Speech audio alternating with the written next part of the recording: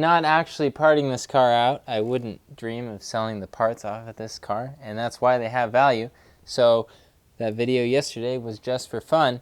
What I want to talk about here is some boost issues with the Science of Speed kit.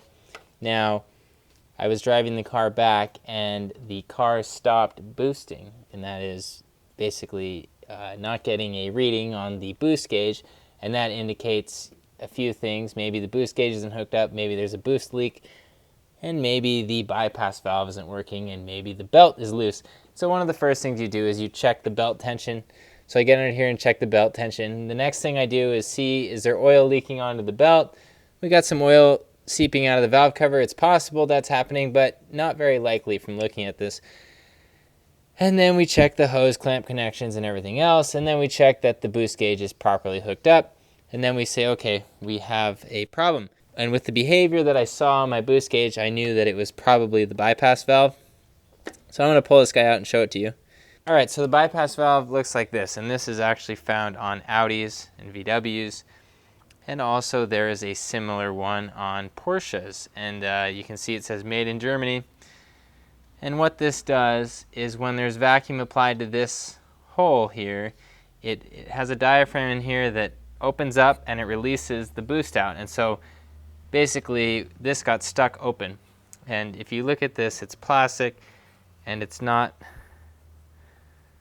really guided, and so I guess what happened was my diaphragm in here got shifted and it was letting air escape the whole time. Once I pulled this out and cycled it a few times, it started working fine again.